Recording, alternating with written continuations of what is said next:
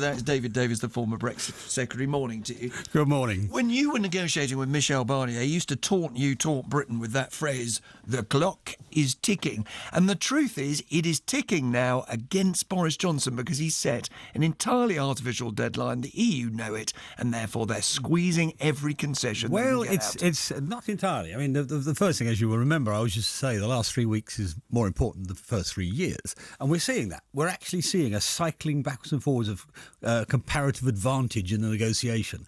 And what's going on now is they're trying to use the clock against us. You're quite right. This is what they always do. They go to the last possible minute, and as we saw last night, they get the last minute and they stop the clock and keep going for another hour. That's what they're doing now, and that's what this extension is about as well. So this is a tactical game going on today. When you talk of the extension, the Times and others report, and we heard Katja talk about it there, that a whole series of EU officials say, the details will require at least another 2 months, maybe longer, into 2020. Are you saying that an extension, a delay to Brexit, is not necessary and not acceptable? No, it's not necessary. And the simple reason is this. If there is a deal, there'll be an implementation period in it, which goes to the end of next year. So nothing will happen in that time. So why have an extension, keep us inside the European Union, in order to do things, to change things, or pin things down or write them in legal language, which won't happen for another year. Quite simply because they don't trust Boris Johnson. They think they might who trusts use who? the vagueness. It's a negotiation. Who trusts who in this? I mean, after all, they're asking us to take them on trust on the future trade agreement with them. Now, we don't know what's in the deal. No one actually does, other than those people who are involved. I've read 4 versions so far this morning. Yeah. But we do know the broad outline. The broad outline appears to be that Northern Ireland will be treated economically differently from the rest of the UK, and what you used to call a simple free trade agreement is bolted on. To start with, on the Northern Ireland bit, is this not remarkably similar to what Theresa May proposed and you and Boris Johnson rejected as an outrage? No, not exactly, and let me tell you why. There are 3 criteria for what was acceptable for Northern Ireland. One is it doesn't break up the union. That's the first thing. The second one is that Northern Ireland have equal advantage out of leaving, be part of the free trade agreements. And the third one is that they have democratic rights, that they can't suddenly, say, be in a single market and have the rules laid down in Brussels, and they have not even a representative there, let alone a say in it. All those 3 things are now being addressed. Why are they being addressed?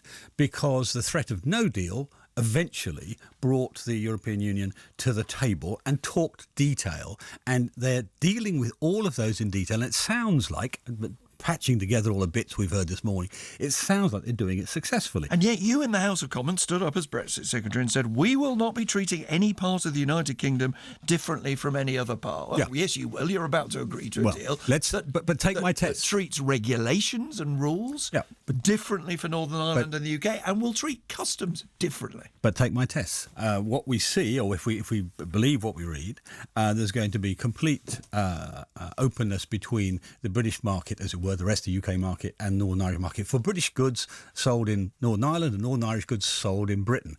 There would be a red channel, as it were, for outside goods. That's what we're told. So that preserves that bit of it. In terms of the union, we're not seeing a breakup of the union in those terms. The test of that, of course, will be the DUP. And you said 10 votes, by the way, earlier. And just as an aside on that, there'll be quite a lot of Tory MPs who will take their line from what the DUP do. They'll take a similar view on the unions. Well, Orlene Foster said on this programme that the issue of a customs divide between Northern Ireland and the UK, the rest of the UK, was, quotes, a blood red line. Well, let's see when she sees the detail of the deal, whether she thinks this is a blood red line or whether it's an acceptable compromise. Well, that's the key. Lead. If she says not acceptable, well, David Davis say not acceptable. Well, I'll read it myself. I mean, I have a constituency representative. I actually make up my own mind, but I'll look at what they say because it would be important. If the DUP says this is intolerable to us, that would be quite important. Because there's one other thing that people forget about. The EU kept going on about the Good Friday Agreement, right? The Good Friday Agreement requires all communities to go along with it. And if the DUP don't, that's one community not doing it. Now, you can outsource this to the DUP, but it may be that you, as a Conservative and Unionist, that's what it says on the tin, that's what the party is called, you conclude that if you have different rules and regulations, different customs arrangements, and a referendum only in Northern Ireland, you have clearly weakened the Union. It is the first step to a different relationship between North and South, which may be why Dublin is as enthusiastic about it as it is. There is no doubt, Nick, that's going to be one of 2 or 3 key tests that people will put Boris's deal to when we see the detail of it. But my point is, haven't you Brexiteers traded the future of the Union for your own views on Europe? No, I don't think so. Not at all. If that were the case, then the DUP would say no.